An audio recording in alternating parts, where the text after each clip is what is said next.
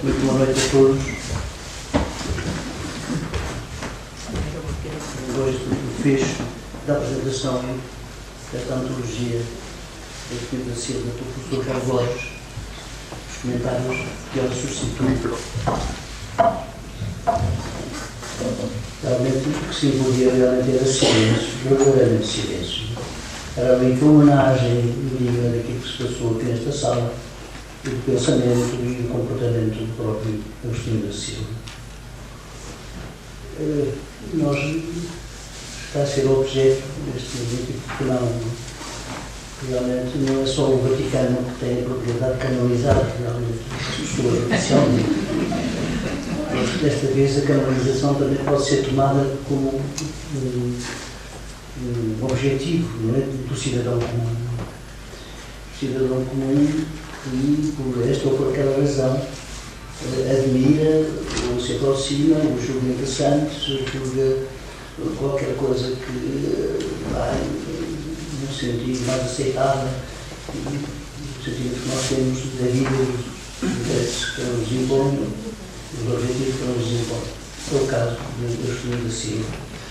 Infelizmente, eu tenho as minhas bibliotecas já dispersas, como já tivesse morrido há muito, ainda não morri. Não tinha o meu alcance, mas mais estive lá fora agora, durante 15 dias, os livros de Agostinho da Silva. Vejo que precisava deste Agostinho da Silva para falar dele convenientemente e não posso. Falo, portanto, da memória que ele me deixou do encontro que eu tive com esse personagem que chamei de extraordinário.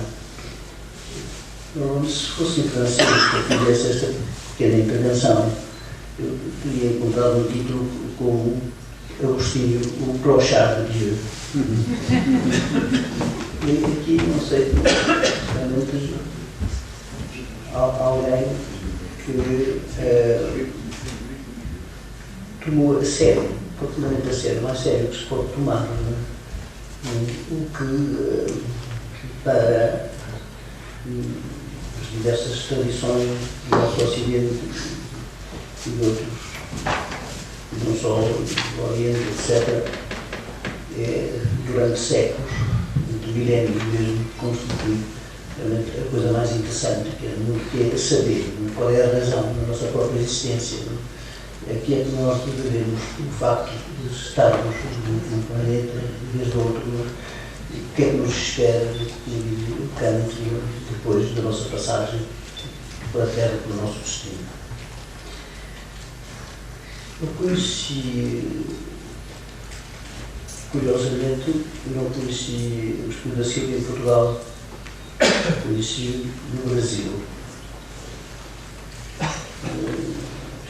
Tinha sido convidado para ser professor de filosofia na Universidade da Bahia e pouco tempo depois de chegar à Bahia fui convidado para fazer uma conferência na cidade do sul, Santa Catarina. É uma cidade de colonização, uma parte da colonização da Ilha da Madeira. Foi aí que eu fui convidado pelo professor Agostinho da Silva, eu não conhecia, que me recebeu quando cheguei. Não era fácil ir de montanha, e hoje era fácil ir da Bahia a Santa Catarina, pelo menos umas 6 horas de voo. No Brasil não se sai do Brasil facilmente. É uma espécie de continente sozinho. E tive realmente o prazer de fazer uma conferência nesse Santa Catarina, diante de um autor que não conhecia, que mal tinha dito, e de outro professor que estava exilado no Brasil, Eudoro de Souza, um heleninista. Dois helenistas, ou um romanista e um helenista, que estavam ali sozinhos, sendo os dois, de algum modo, uma representação cultural de Portugal, do que eu tinha de melhor.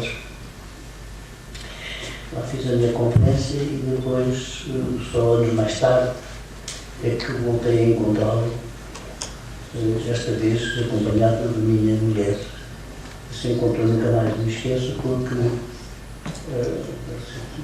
representando um personagem que é isto, tem essas características, é uma espécie de ministro da cultura dos Estados que o convidam. Ele não tem, neste momento, um lugar oficial no interior do nosso regime de Portugal.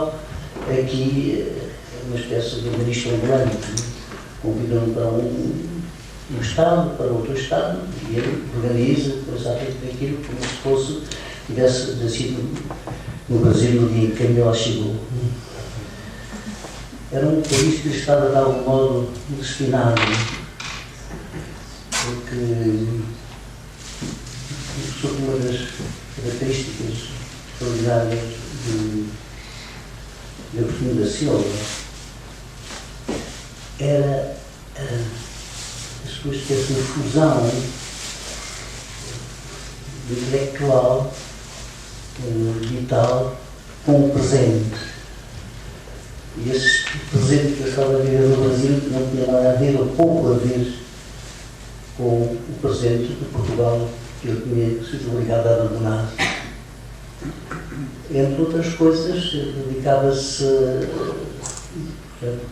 o interesse que ele teve sempre os fenómenos da natureza, animais, vegetais, etc.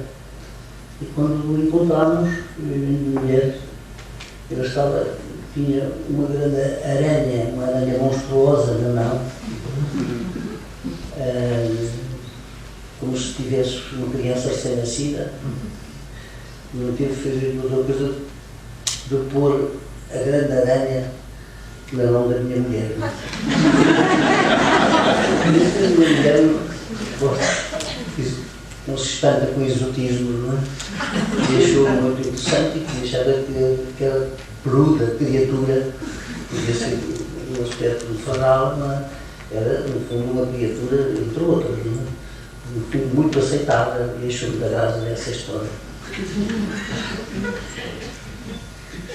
Curiosamente, com esse encontro, voltei à Bahia. Houve um congresso na Bahia, no ano em que eu vim embora, e um dos convidados para esse congresso foi Portugal Jorge de Sena, convidado do Brasil, Agostinho da Silva, que veio a esse congresso. Acho que foi o 4º congresso que se realizou, uma espécie de congressos em volta da temática luso internacional. E nunca mais me esqueço, porque nesse representante oficial de Portugal era o Dr. Marcelo Caetano. Marcelo Caetano, que não sei se ele conhecia o Brasil, mas era como se não o conhecesse, mas conhecia muito bem a África, não é? E curiosamente nesse encontro houve o problema da África que já estava no horizonte. Nós estivéssemos só em 1958, mas já se pressentia qualquer coisa, discutimos a África e os grandes interlocutores foram de um lado o Dr. Marcelo Caetano e do outro lado Agostinho da Silva. E Agostinho da Silva já expôs diante dele o homem que toda a gente pensava que era uma espécie de dissipado sucessor de Salazar, se viesse a aparecer, e discutiram ali sobre a África quase 10 anos antes que a rebelião africana tivesse eclodido. E era necessário confrontar as duas visões, o que era então o destino ameaçado do famoso Império Português. E visivelmente estávamos indo, depois o futuro virá confirmar isso dramaticamente. O Agostinho da Silva tentou mostrar que nós só tínhamos uma saída, não é? e que a nossa saída não podia ser a saída do nosso pequeno país, meio isolado na comunidade internacional, em parte dela, mas que tinha de ser do ex-império histórico, onde a língua portuguesa se tinha realmente preservado durante séculos. Não era a CNT que não existia, mas era qualquer coisa nesse sentido que ele aconselhou ao futuro presidente do Conselho que Portugal se queria preservar ainda o resto do seu famoso império e tinha de mudar de atitude em relação a isso. Não sei se realmente essas palavras sábias foram escutadas ou se as condições realmente de Portugal já eram tão difíceis de manter, as ameaças eram tão reais, tantos interesses estavam apostados em ocupar os territórios históricos, né, que os portugueses tinham instalado, que de facto a tragédia é conhecida, já o Império acabará sob os nossos olhos.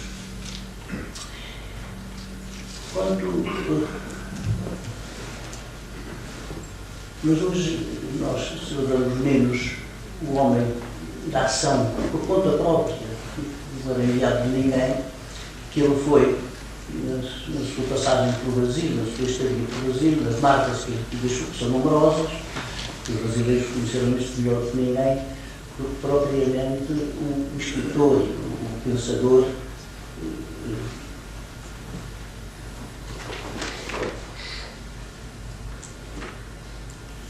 Agostinho da Silva. Espécie de pensador Agostinho da Silva. Quando penso nele, a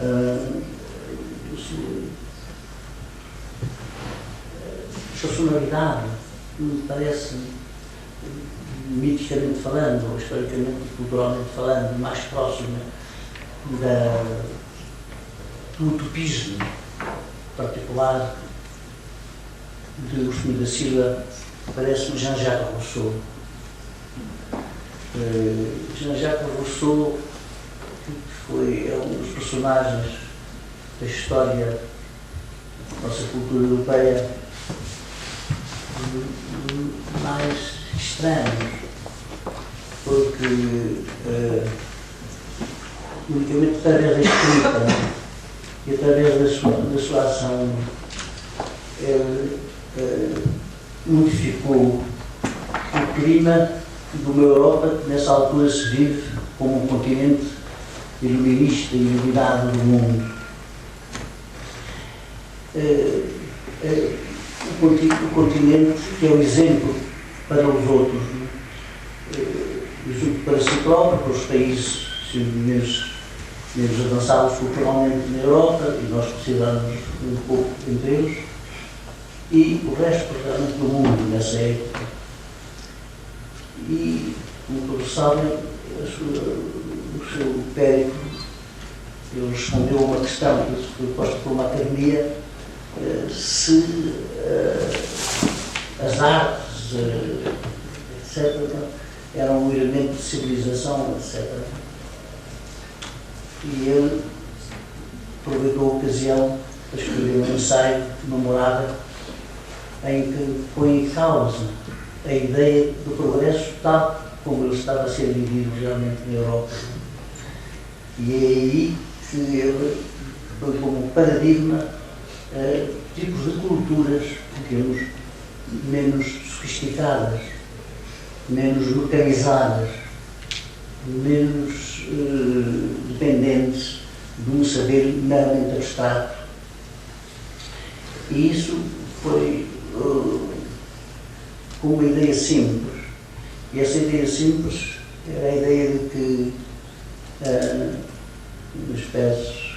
uma conversão, uma ideia famosa do maior pensador do século XVII, Spinoza, naturalmente, que tinha escrito uma famosa obra na qual Deus sive natura, Deus ou a natureza. Não é a ideia que fosse ignorada, naturalmente, pela civilização europeia, não? Porque A antiga Grécia pensava os seus deuses como deuses imersos na natureza e filhos da natureza. Mas era uma egoísta subversiva num contexto de cultura cuja fundamentos, cuja origem, cujas ideias, cuja visão eram aquelas determinadas pelo cristianismo. Portanto, o Deus Sine Natura, Rousseau é o primeiro ecologista, propriamente falando da nossa Europa ocidental e por Deus, realmente os outros.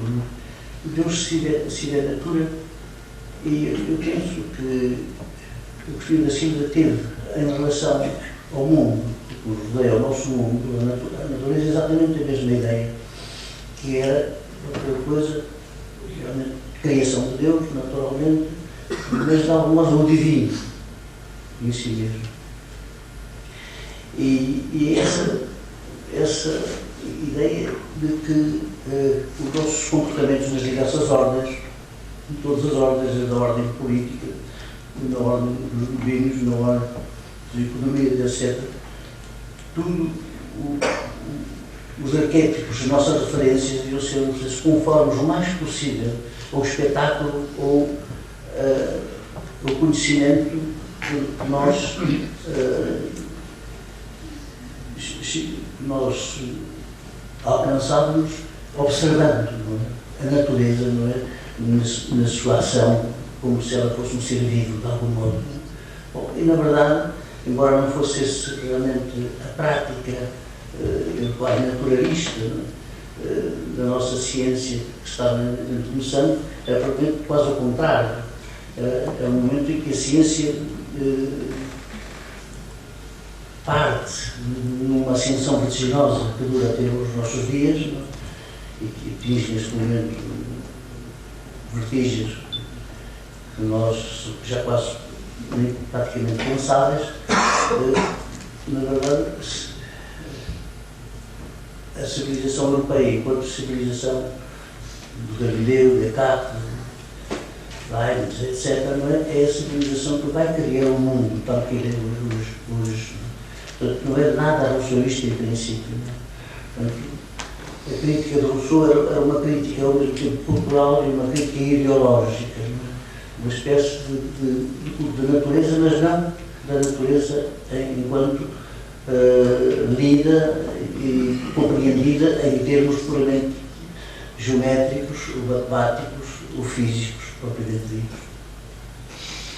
Eu penso que a Silva tinha essa relação com o mundo que o cercava, não era propriamente teatista, era um humanista, e percebi que efetivamente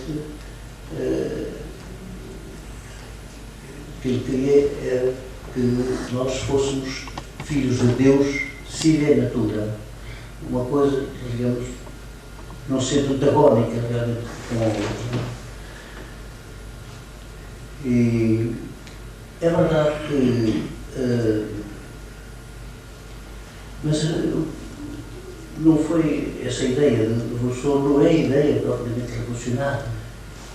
A ideia revolucionária é a ideia de um contato social, a ideia de que o homem é naturalmente bom. Isto sim, isto era uma espécie de revelação em relação a toda uma tradição cultural, fundamentalmente no Ocidente, na qual nossos mitos de origem são mitos que comportam uma referência fundamental a um momento de pós-criação em que o homem é criado e se encontra confrontado com um dilema de uma escolha, do seu próprio destino, como ser livre que é. E então, o primeiro par humano, como todos nós sabemos, vai fazer uma escolha, não é? Que a escolha que vai determinar, da nossa perspectiva ocidentais, todo o nosso trajeto, não é? Que é de cometer um pecado, uma desobediência, não é? A uma lei que Deus lhe teria imposto numa espécie de um pacto, desta vez não diabólico, mas divino, que é pior. Os pactos com o diabo nós temos preparados para os responder. Agora, com os pactos com Deus, o problema é diferente. E, na verdade, o Sr. da Silva é certamente o melhor utopista que nós temos na nossa tradição, um utopista absoluto. Na verdade, a leitura que ele faz da nossa cultura passada no Ocidente é a cultura que o incita a pôr em causa, em todo caso, remediar a esse momento de queda do homem mítico, chamado pecado original, e tomar a sério, mas num sentido diverso do que a Bíblia inculca, quando o homem é expulso do paraíso e condenado a uma espécie de diversas consequências, não é? Desde na ordem da criação, todas mais duras umas que as outras, não é? A ter uma espécie de penitência obrigatória por um crime cometido politicamente, num certo momento da sua aparição neste mundo. Ora, o Sr. da Silva, na verdade, o que quis foi restaurar, tomar a sério, realmente,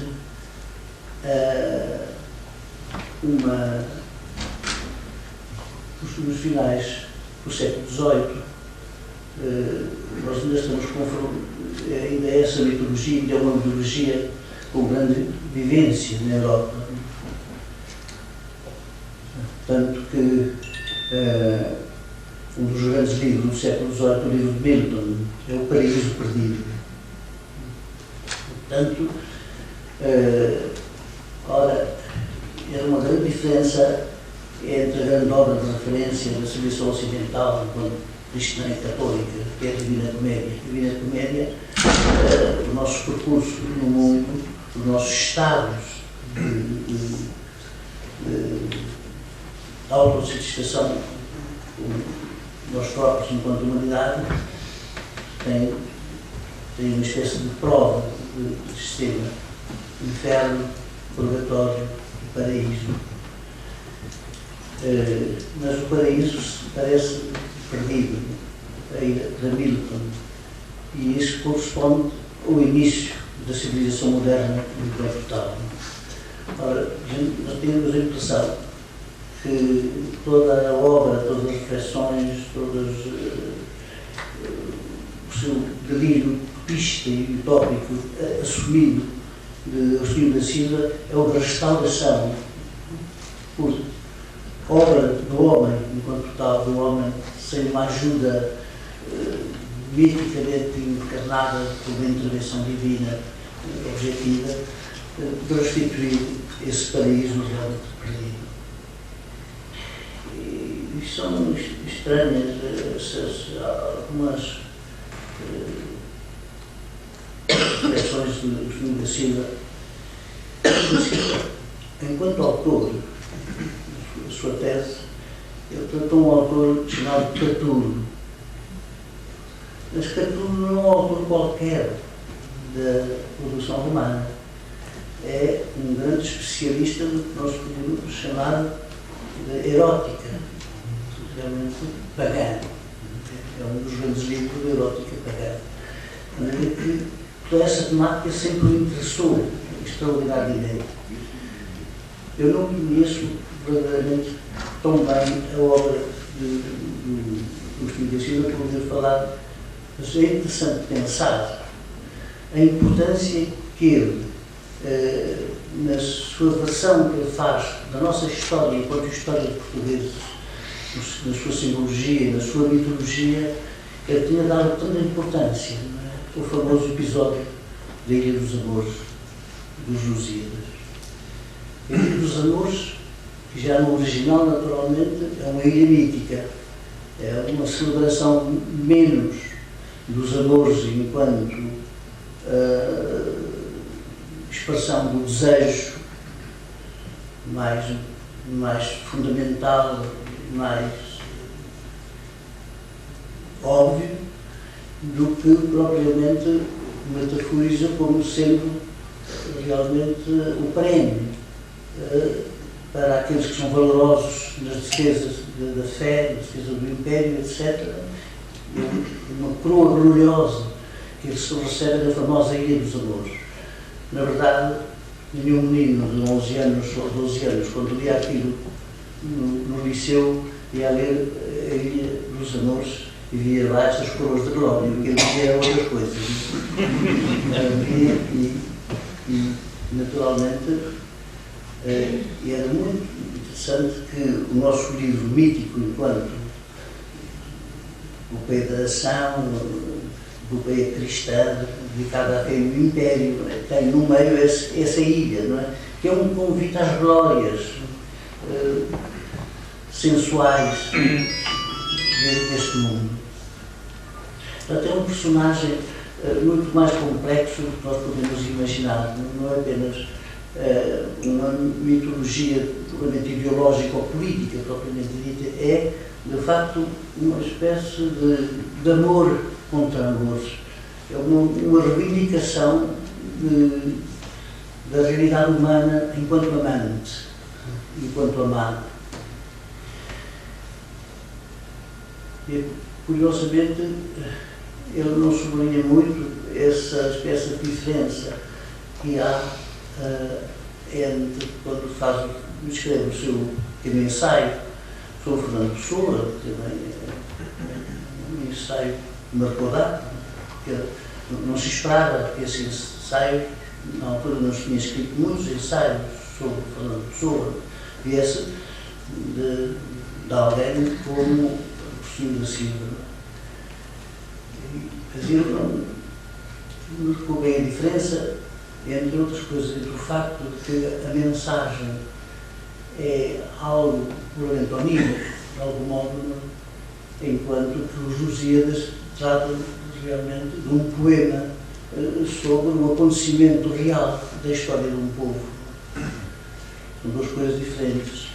Por conseguinte, ele prefere realmente o poeta que simbolizou, poetizou a aventura que deixará a única marca na história humana até hoje que nós conhecemos, num pequeno país chamado Portugal, àquela espécie de poesia a título de compensação para um país que já não tem história, senão como história do passado, que é o caso da mensagem, ou então um futuro puramente imaginário e onírico, o famoso Quinto Império. Entre os dois ele prefere realmente os Lusíadas. Eu acho que não vamos agora fazer uma disputa, como se fosse um campeonato de futebol, entre os Lusíadas e a mensagem. São dois momentos da cultura portuguesa mais alto que ela produziu e têm dois sentidos completamente diferentes. Mas têm dois sentidos precisos na história. E nessa altura a gente percebe que Agostinho da Silva, mesmo aí, escolheu o real e fez a fantasia, escolhendo essa apologia dos Lusíadas por ser o poema da realidade, em vez do poema fantástico, embora ele próprio não seja um utopista. Podia ter ficado mais, como eu dizer, concordar-se mais profundamente com o poema de Pessoa, porque, na verdade, se ele não se tematizou ele próprio como um sujeito plural, heteronímico, como Fernando Pessoa, na verdade, no seu comportamento, ele era tão variável, tão vário como o Fernando Pessoa, mas não deu nome aos bois, como se costuma dizer. Porque há muitos Agostinho da Silva. Possivelmente está isso ainda hoje, o que mais me encanta é o facto de ele estar tão consciente da sua duplicidade, da sua ambiguidade, da sua pluralidade. Mas há sempre qualquer coisa que permanece, é que ele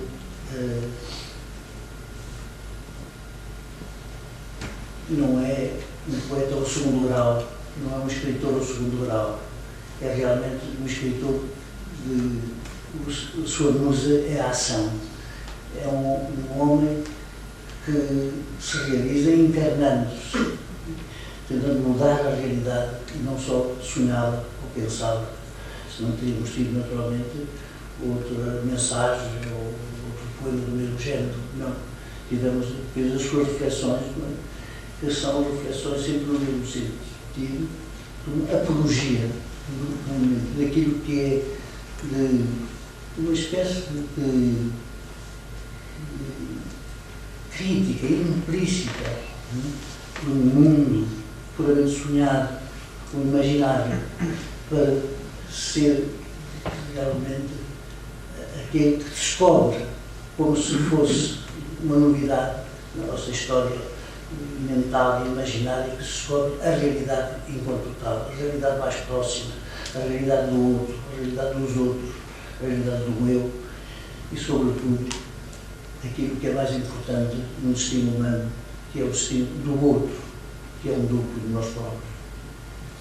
Quer seja, não sei se influenciado por isso, por um livro que ele foi, capítulo de um livro que ele foi primeiro a traduzir, de Montaigne, onde se fala da famosa amizade de Montaigne e Lavoisier.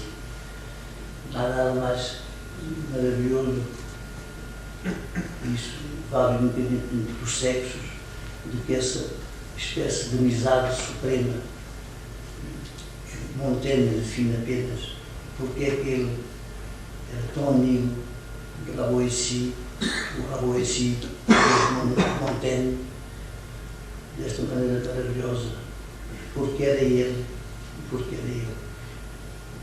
E isto é o centro da realidade fundamental de cada destino humano, porque era encontrar o outro que nos liberta de nós próprios. E isso chama-se amor, com letra pequena ou com letra grande. O Agostinho da Silva foi sempre com letra grande. Obrigado.